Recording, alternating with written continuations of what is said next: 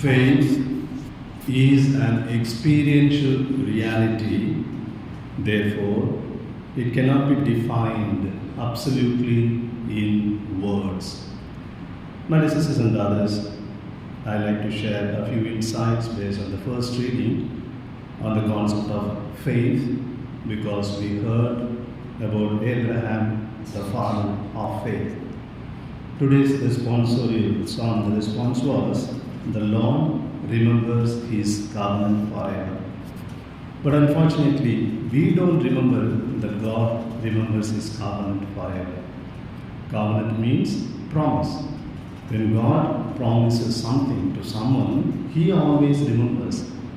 But we are not able to remember that God remembers, because of various experiences from within and without, disappointments, anxieties and stress and so on. We are not able to remember that God remembers His promise to us. But in the Bible, we have many instances, examples to show people, men and women, who always remember that God remembered His covenant. The supreme example for such person is Abraham.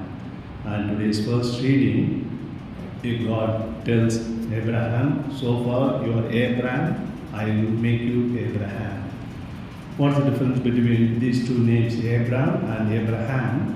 Abraham is just exalted father, a great father. But Abraham is father of multitudes, father of many nations.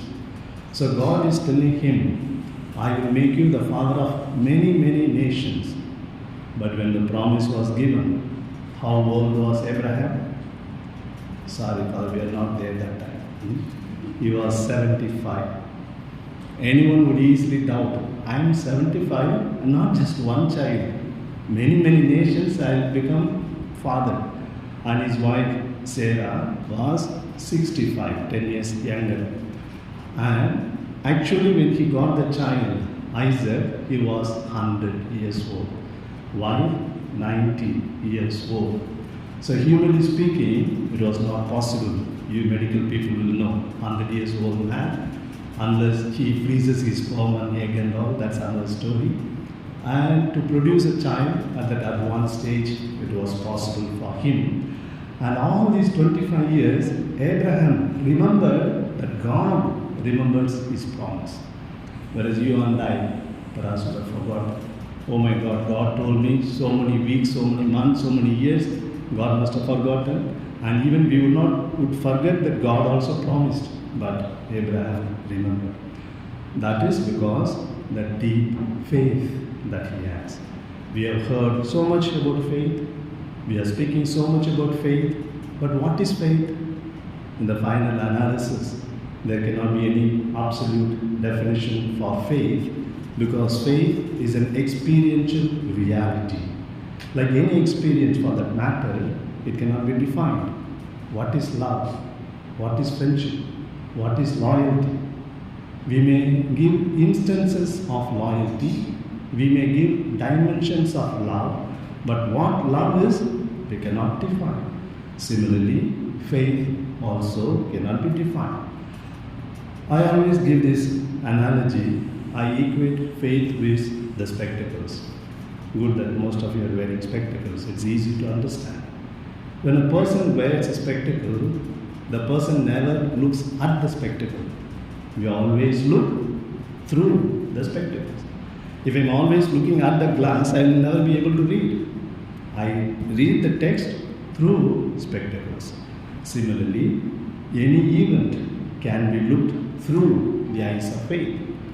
And again, the spectacles corrects the long sight, short sight problem. If something is very sharp, very long, far away, it brings us closer so that we can see. If it's something very close, the focal point problem, so it takes us away, so we are able to see. Faith also, very often, unnecessary things we bring so close to our eyes, we are not able to see the world. Necessary things, important things, we are unfortunately keep away and we lose sight of it. And faith corrects it. The right things are the right place. And again, to keep the spectacles, I need 2 years, the nose bridge. The nose is not there, how can I wear the spectacles? We must have developed different design, it's okay, but as of now, I need ears, I need the nose bridge. So to maintain faith, we need the help of the others. In the Gospels, we have many examples. Also, faith is a gift as well as a task. It is gifted by our parents, from others, but it's a task. I have to maintain that. I have to keep nurturing it. Otherwise, it can disappear. It can dissolve. It can ooze out like no. It can dissipate. Similarly, specs also, I have to wipe every now and then. It may be very expensive specs, but the maintenance very important. So I have to maintain the faith. And again, the specs may be very, very expensive, imported from Australia with the gold frame and diamond stud, etc. But I have to open my eyes to see. If I close my eyes, doesn't matter how expensive the specs is, doesn't make any difference.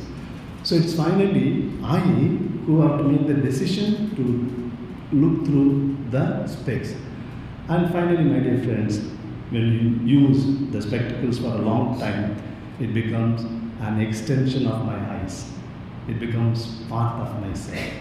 Without specs, we do not know. Once an eye doctor, a patient went, he had 3 pair of spectacles. The patient asked, "Doctor, you are using 3 pairs? Yes. This one for long sight, this one short sight.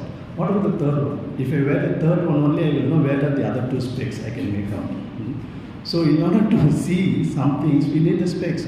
So they become part of ourselves. So a person who is used to see things through eyes of faith, faith becomes part of himself or herself. Such a person can always remember the Lord remembers his covenant forever. Let us think about it.